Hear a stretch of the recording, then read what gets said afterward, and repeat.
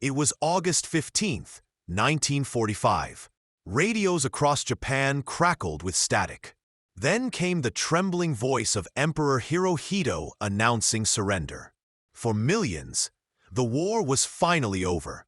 Crowds fell to their knees, some weeping, some silent, as an empire built on conquest crumbled in an instant. But not everywhere. In the bamboo huts of the Philippines, in dark corners of Burma, in the hidden alleys of Nanjing, silence held a different weight. In one such hut, the air stank of mildew and sweat. Thin reed mats rattled in the humid wind. And there, in the dim light, sat a group of young women. Their faces were hollow, their bodies frail, their eyes empty. They were called comfort girls. It was a name that sounded merciful, almost gentle. But in truth, it was a disguise. A word wrapped around horror. These girls had been taken from their villages across Korea, China, the Philippines, told they would work in factories, promised wages, food, safety. But the promises were lies. Instead, they were forced into what the Japanese military called comfort stations, prisons without bars. Here, every day was the same. The sound of boots on the floorboards, the bark of orders in Japanese, the smell of cheap tobacco mixed with blood and disinfectant. The girls were lined up, inspected, used, replaced. Some nights, a girl might be forced to endure 20 men. Other nights, 30. Disease spread like wildfire, but refusal was unthinkable. For these women, surrender meant nothing. Empires could fall, nations could burn, but inside the huts, time never moved. Every day was survival. And then, a new sound broke the cycle. Engines, heavy, unfamiliar. Not the trucks of Japanese soldiers. Louder, closer. The girls froze. Their hands gripped each other in the shadows. Their breaths came fast. They had heard rumors, whispers from guards, stories that the Americans were coming, stories that these new soldiers were taller, more brutal, more merciless than the Japanese. The girls trembled. If the empire that had crushed them was now defeated, what would its enemies do to them? Boots approached. The rhythm was heavier, slower, not the clipped march they knew by heart, but a different sound, alien and terrifying. One girl pressed her nails so deep into her palms that crescents of blood formed. She thought of her mother's voice, the smell of roasted chestnuts, the river where she once played. She braced herself for the same routine, the same cycle. The door slid open. Silhouettes filled the frame. Broad shoulders, helmets glinting in the dim light, rifles slung across chests. The girls recoiled, clutching shawls to their frail bodies, eyes wide with dread. Soldiers meant ownership. Soldiers meant terror. But these soldiers did something unexpected, something that made the girls freeze in disbelief. They set down their weapons and carried something else. Boxes. Heavy, square, unfamiliar. And in that moment, the girls had no idea what was inside. Not yet. Before those boxes were opened, before the strange soldiers revealed what they carried, the story of the comfort girls had already been written in blood and silence. The Japanese Imperial Army had built these comfort stations across every territory it conquered. Shanghai, Manila, Rangoon. So, estimates vary. Some historians say 50,000 women were taken. Others say 200,000. The truth lies somewhere in between. But to the girls inside, numbers meant nothing. Each was reduced to a name erased and replaced by a number scrawled in a ledger. A girl from Korea, only 17, remembered being promised a factory job. She boarded a truck believing she was helping the empire. Instead, she was herded into a hut like this one, stripped of her identity, and forced to serve as property of the military. For her, the greatest fear was not death, but forgetting the sound of her mother's lullabies. A Filipino woman, older, maybe 23, had been captured when her village was raided in 1942. She had hidden in tall grass with her younger brother, but Japanese soldiers found them. Her brother was killed on the spot. She was dragged away. Now, years later, her body was a ledger entry, her memories the only thing unrecorded. She kept her eyes glued to the floor. She had learned that looking at guards, or even fellow captives, could invite punishment. Rules were barked at them daily. Obedience, cleanliness, availability. Doctors inspected them weekly, prodding and humiliating, tallying infections like numbers on a report. Soldiers came in waves. At night, some women endured 20 men, sometimes more. Each hour blurred into the next, and yet, even in silence, they clung to fragments of life. A whispered song in Korean, a memory of a marketplace, a prayer muttered under breath. Their survival was not measured in days, but in the ability to endure one more hour. By 1945, whispers of change trickled in. American bombers had leveled Tokyo. Hiroshima and Nagasaki had been erased by mushroom clouds. The emperor's voice had trembled across radios, declaring surrender. But inside these huts, there were no radios, no celebrations, no history turning, only silence, only fear. When the Japanese guards fled days earlier, the women did not feel free. Freedom was not the absence of boots on the floor. Freedom was not being abandoned in the middle of a jungle hut with no food, no protection, and no knowledge of what came next. If the Japanese had left, who would take their place? The women whispered to each other in the dark. Rumors of the Americans spread like wildfire. Some said they were giants who smoked cigars and shot first, laugh later. Others said they were even more barbaric than the Japanese, eager to defile every woman they found. The irony was sharp. These women had already lived through what their enemies accused others of. But irony was useless. Fear measured only survival. And then, as night fell, the sound returned. Engines, heavy mechanical, closing in. The war outside was ending, but for the women in the hut, something else was about to begin. Inside the hut, the air was heavy. It smelled of sweat, mildew, and the faint iron tang of blood that never seemed to wash away. Thin paper screens rattled in the humid breeze. Outside, the jungle sang with cicadas, but inside the walls there was only silence, the silence of fear.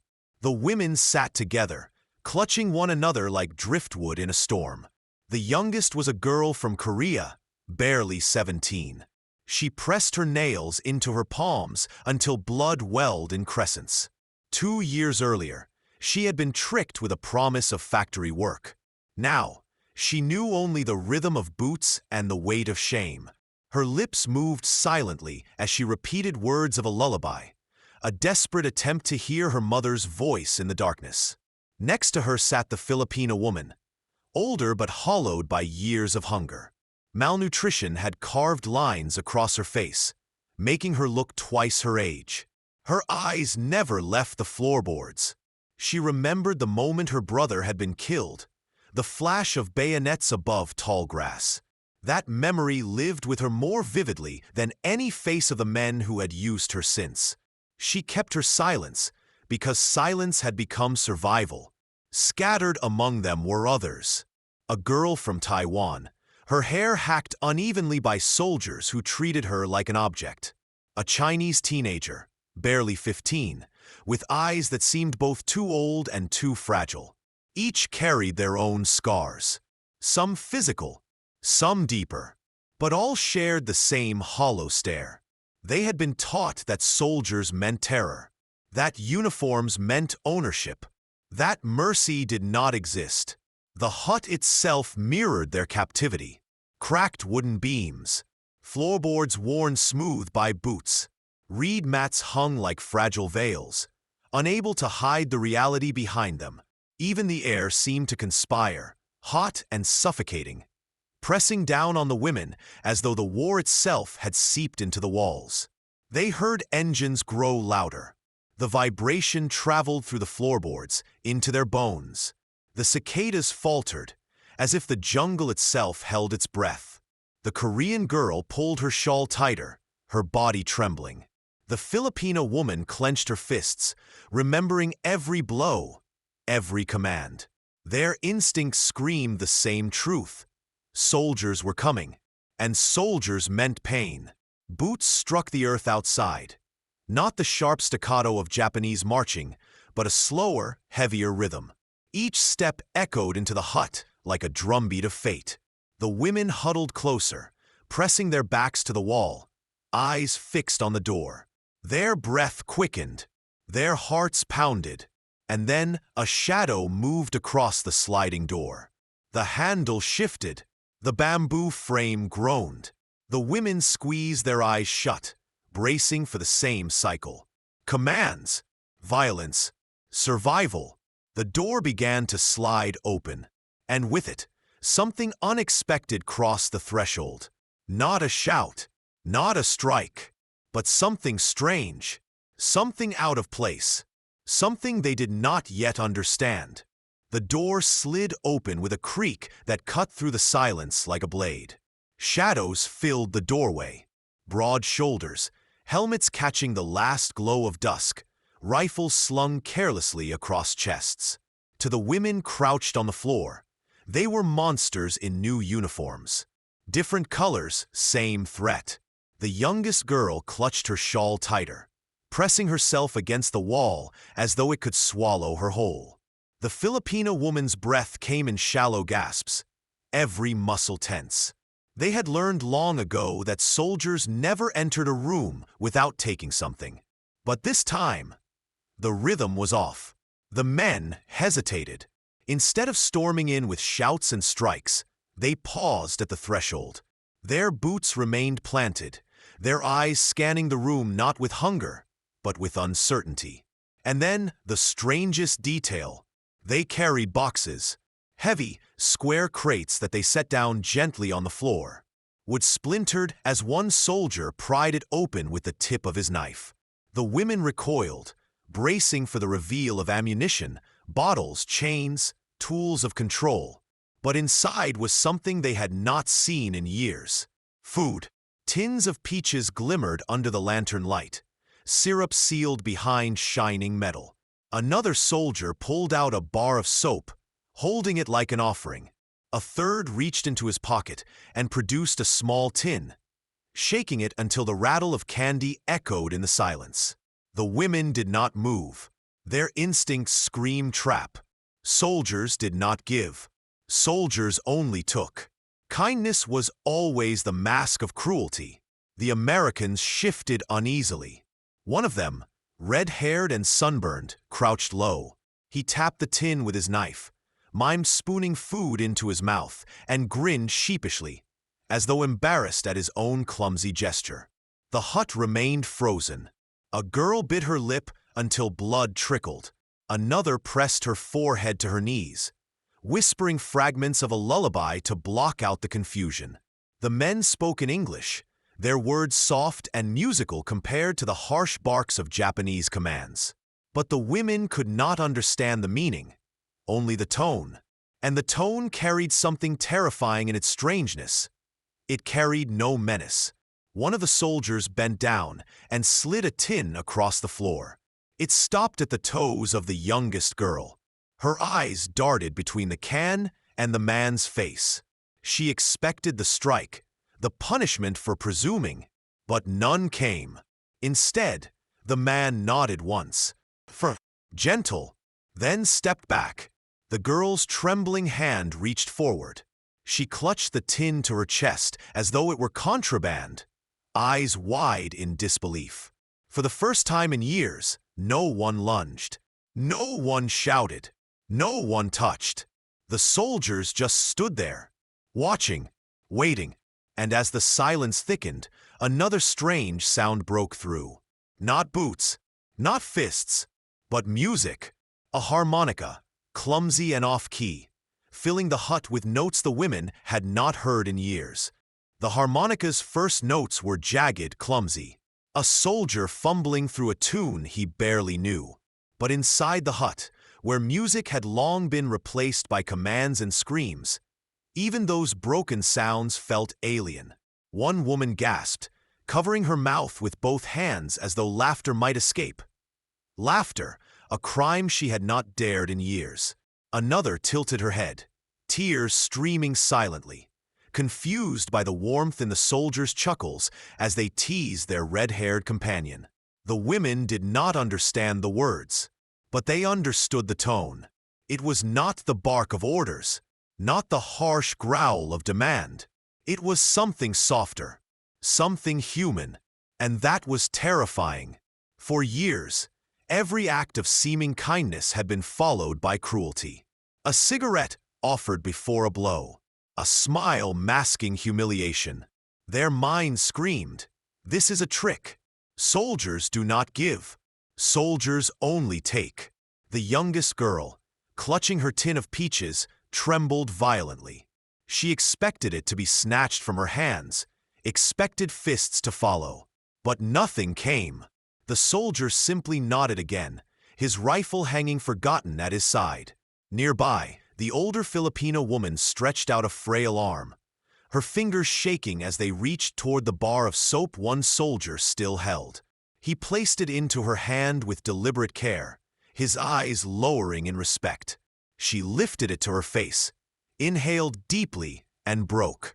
Her shoulders shook as tears carved lines through the dirt on her cheeks. Soap, an object so ordinary in the outside world, had become more precious than gold. For a moment, the room held still. The soldiers remained cautious, moving slowly, their voices hushed. The women sat frozen, unable to reconcile what they saw with what they believed. And yet, something small cracked open in that silence. A possibility. The tragedy was not only what they had endured under Japanese soldiers. It was that they could no longer believe in kindness without expecting pain. That even the sweetness of canned peaches burned their throats with suspicion. That even the sound of music seemed dangerous, too gentle to be trusted. One American medic later wrote, "We thought we had seen hell. Then we walked into those rooms. The women's bodies bore the truth. Bruises layered over scars, bones protruding under starved skin, eyes hollowed by nights that never ended. To the soldiers, hardened by jungles and firefights, it was not battle that shocked them most. It was the sight of girls who had been reduced to shadows. And still, the soldiers did not touch. They gave food. They gave medicine. They gave silence that did not demand obedience. But for the women, mercy was unbearable. Mercy was the sharpest pain. Because if these strangers were truly different, then every cruelty before had not been inevitable. It had been a choice, and that realization cut deeper than any blade. The tragedy was not only in what the Japanese had done, it was in what the women had been made to believe. That mercy could not exist. Until now. The first night passed in uneasy silence. The Americans had left supplies stacked neatly against the wall. Tins of food, soap, medicine. And yet, not one woman dared to touch them after the soldiers left. They sat in the dark, staring at the crates as though they might explode at any moment. For years, every gift had been poisoned, every kindness a prelude to cruelty. Could this be any different? By morning, hunger gnawed at their ribs. One girl cracked open a tin with trembling hands. The syrup glistened under the weak light. She lifted a spoonful of peaches to her lips. The sweetness was so overwhelming that she choked on it, tears flooding her eyes. For her, the taste was more than fruit. It was proof that someone somewhere wanted her to live, not merely survive. Others followed slowly. Some hid their tins beneath floorboards, convinced the food would be taken back. Some clutched bars of soap like treasures, pressing them to their faces, breathing in the sharp, clean scent as though it were oxygen. But even as their bodies found nourishment, their minds fought against it. At night, footsteps outside still sent them into panic. When American medics arrived to check the sick, women clung to one another, screaming, convinced they were being separated for fresh abuse. The soldiers were bewildered. Hardened fighters who had stormed beaches and faced ambushes in jungles now stood paralyzed before girls who recoiled at every movement. They tried patience, slow gestures, open hands, quiet words. They placed bandages gently, lowered their eyes in respect, never reaching beyond what was offered. One medic noted in his report, "They showed signs of psychic shock, a kind of terror that does not fade with words. Day by day, small cracks appeared in the wall of fear. A soldier knelt to lace a woman's broken sandal instead of demanding her body. Another sat on the floor, carving a small bird out of wood, leaving it at a girl's feet without asking for anything in return. The women stared in disbelief. Soldiers giving instead of taking. It was a language they had never known. Still, suspicion lingered. Even kindness felt dangerous. One survivor later confessed, "I thought they were fattening us before slaughter." Trust would not come in a day, but the first seeds had been planted. One girl, too weak to walk, was carried by 2 soldiers on a stretcher. She wept the entire way, not from pain, but because it was the first time in years a man's hands had touched her without violence. In that moment, the world tilted. For the women, the aftermath of liberation was not joy. It was disorientation. If these men were not here to harm them, then who were they? And what did freedom even mean for girls who no longer knew how to live outside the walls of survival? The Americans did not linger long. Orders pulled them forward, deeper into the Pacific Theater. But before they left, they wrote things down. Doctors filled notebooks. Medics scribbled observations. Officers filed reports that reduced unspeakable pain into columns and figures. One report listed venereal disease rates, pregnancies terminated by force, daily service quotas that stretched from 15 to 30 soldiers per woman. Numbers calculated with the cold precision of accountants tallying interest. Clinical, detached, stripped of humanity. Yet, for the women, memory was not measured in numbers. It was measured in sounds and smells. The scrape of boots across floorboards. The clink of coins in a box outside the door. Payments exchanged, but never touching their hands. The sour taste of watery rice. The humiliation of weekly inspections. The endless repetition that turned days into years. Historians later would argue over totals. 50,000, 100,000, 200,000. Each digit vast, incomprehensible.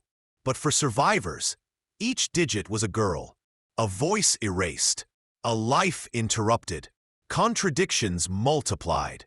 Official records from Allied intelligence noted the system with detached phrases, comfort stations operational, discipline maintained among Japanese troops, cold words masking systemic violation. Meanwhile, survivor testimonies decades later told of screams in the night, of girls as young as 13, of bodies collapsing only to be beaten awake. The clash between record and memory revealed a larger truth. History often sanitizes what it cannot bear to repeat. Even the Americans themselves offered contradictions. Many showed restraint in those huts, offering soap and food. But elsewhere in the Pacific, reports surfaced of assault and exploitation in liberated towns. No army was spotless. No war without stain. Yet, in those first encounters in the abandoned stations, something undeniably different had happened. Soldiers who had expected to find enemies instead found shattered girls. And their response, clumsy compassion, awkward mercy, stood in sharp contrast to the cold efficiency of the system they uncovered. One medic wrote bitterly, "We thought we had seen hell. Then we saw what the Japanese called discipline." For survivors, The contradictions cut deepest of all. They remembered Japanese officers justifying the system as necessary for morale, while Americans recoiled in horror at its cruelty. They remembered their bodies treated as schedules, yet also remembered the absurd moment when a harmonica's notes filled the room instead of commands. Which memory was real? The endless nights of violation? Or the single moment when kindness, fragile and uncertain, entered the hut? Both. And that was the cruelest contradiction of all. Because mercy, rare as it was, did not erase what had been endured. It only sharpened the edges of the truth. This horror had been engineered, maintained, and justified. It was not an accident of war. It was policy. And once the Americans moved on, the women were left not only with scars, but with a new, unsettling question. Would the world believe them? Or would their voices, like their names, vanish into silence? Decades passed. For years after liberation, silence wrapped itself around the survivors like another kind of prison. Many returned home only to find doors closed, families ashamed, neighbors whispering. The war was over, but their ordeal was treated as a stain, not a sacrifice. Then, in 1991, a Korean woman named Kim Hak-soon broke that silence. She stood before cameras, trembling, her voice breaking, and declared the truth. At 17, she had been taken, stripped of her name, and forced into a comfort station. Her words shattered decades of denial. "We were treated as less than animals," she said. Her testimony cracked open the hidden truth. For every Kim Hak-soon, there were thousands who never spoke. Some buried the memories out of shame. Others had their voices buried by time. But the resonance of one confession revealed the depth of many. Scholars began to dig deeper. Why had the system been so vast, so deliberate? Allied investigators had once rationalized it as Japan's method of controlling troops, keeping order, preventing worse atrocities. Japanese officers defended it the same way, claiming it was discipline disguised as necessity. But the hidden truth was far darker. It was industrialized violation, an empire feeding itself on the bodies of the powerless. And what of the Americans? Theories swirled. Some argued it was discipline, strict wartime orders that forbade rape, backed by the Articles of War. Others believed it was shock, that the sight of hollow-eyed girls, half-starved and broken, disarmed even battle-hardened men. Still others whispered it was chance, a rare unit that acted with restraint when others might not have. History does not deal well with contradictions. It prefers absolutes. Heroes and villains, good and evil. But the truth was messier. There were American soldiers elsewhere who committed crimes. But inside these huts, in those first moments of liberation, mercy appeared in unlikely uniforms. Soap, canned peaches, a harmonica's tune. These were not strategies of war. They were human gestures, awkward but sincere, that no report could fully capture. Hidden truths lay in the smallest details. A survivor remembered the sweetness of syrup burning her throat because she had forgotten what pleasure tasted like. Another remembered the clean scent of soap making her cry because she had forgotten what dignity smelled like. One wept because soldiers lifted her on a stretcher instead of shoving her to the ground. These were not numbers in a ledger. They were fragments of humanity, restored piece by fragile piece. And yet, even as survivors began to speak, the world hesitated. At the Tokyo War Crimes Tribunal, the system of comfort women was barely mentioned. Prosecutors focused on aggressive war, on massacres, on atrocities with visible corpses. The women's suffering was reduced to a footnote in the theater of international justice. That silence, too, was a hidden truth. Mercy had arrived unexpectedly in a hut in 1945. But recognition did not arrive in courtrooms, nor in governments. And that absence was another wound, one that lingered long after the soldiers had gone. The war ended. The soldiers marched on. The huts rotted away, swallowed by jungle and rain. But for the women who had lived inside them, the war never truly ended. Some returned to their villages and were shunned. Mothers turned away. Neighbors whispered. Families, crushed by poverty and pride, refused to embrace daughters they now called ruined. For them, survival was not a triumph. It was a stigma. Others tried to build new lives, selling fruit in markets, working as seamstresses, blending into cities that did not want to remember. But memory clung to them like shadows. A tin of peaches could still bring tears. The faint notes of a harmonica could freeze them in place. Soap, an ordinary bar of soap, could feel like a jewel in their hands, too precious to use. In Seoul, Manila, Taipei, bronze statues would later rise. Young girls carved in silence, sitting with unflinching gazes, placed before embassies as reminders of what had been endured. Tourists passed by, some indifferent, some moved, few understanding the full weight. Behind those statues lay not only the story of exploitation, but also the quieter, more bewildering story of liberation. The shock of not being touched, the astonishment of being offered kindness in a world that had taught them only cruelty. Historians continue to argue.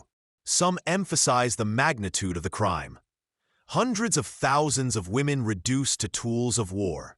Others focus on the rare moment when American soldiers showed restraint, using it as proof that decency can survive even in battlefields drenched with blood. Critics warn against romanticizing, reminding us that no army was blameless. The truth, as always, lies tangled in contradiction. But the legacy of the comfort women is not only in numbers or debates. It is in the testimonies that emerged decades later. A Korean woman recalling the first spoonful of peaches after years of starvation. A Filipina survivor remembering the absurd miracle of soap pressed into her hands. A Chinese teenager recalling her disbelief when a soldier carried her, not to a room of soldiers, but to a medic's table. Their voices, fragile with age, still carried the disbelief of that first liberation. They did not even touch us. That line became refrain, echo, revelation. Because in a war defined by cruelty, the absence of cruelty became a story in itself. Yet, the legacy was double-edged. For some, it offered a sliver of proof that humanity had not entirely vanished. For others, it deepened the wound, reminding them that what they had suffered was not fate, not destiny, but a choice made by men in uniform. And for nations, the legacy became political. Survivors demanded recognition, apologies, reparations. Governments argued, denied, deflected. Monuments were raised, but justice remained elusive. The world remembered, but often too late, too little. And so, the lasting impact is not only about what happened inside those huts, but about what followed. The silence, the denial, the struggle to be seen not as shame, but as witnesses of truth. Because history does not only record what was done, it also records what was withheld. And that silence, louder than any word, still lingers. The hut is gone now. Its bamboo walls collapsed long ago, reclaimed by rain and roots. The soldiers who once stood in that doorway grew old, their names fading into military records. The women who once huddled inside aged too, their faces lined not only with time, but with memory. And yet, the story lingers. One survivor said she could never forget the first bite of peaches. Another remembered the smell of soap clutched in her hands like treasure. A third recalled the sound of a harmonica, clumsy notes played by a red-haired soldier who had no idea his melody would remain lodged in her memory forever. These fragments, food, soap, music, seem so ordinary to us now. But for them, they were proof that mercy, however fragile, still existed. They had braced for cruelty. They expected the same cycle of pain. Instead, the greatest shock of all was restraint. The Americans did not touch them. And that silence, that absence of violation, became its own story. A story of what men chose not to do. A story of mercy appearing in the unlikeliest place, in the ruins of war. But as decades passed, another silence grew louder. Courts gave little recognition. Governments deflected responsibility. Families turned away. The women carried their scars not only from what was done to them, but from what was ignored afterward. History remembers bombs, battles, leaders. But do we remember the voices of girls who waited in huts, certain the next pair of boots meant the end? In the end, their story is not just about cruelty or even mercy. It is about the choices that shape humanity itself. Because if restraint can exist in a war where everything else was stripped away, then the question that remains is this: what will we choose to remember? What will we allow ourselves to forget? If this story moved you, if it made you question or feel or remember, then join us in keeping these shadows alive. Subscribe now to Grave of the Shadows. Leave a comment below. Do you believe mercy, even in the darkest moments, changes history? Because your voice, your memory, might be the difference between silence and remembrance.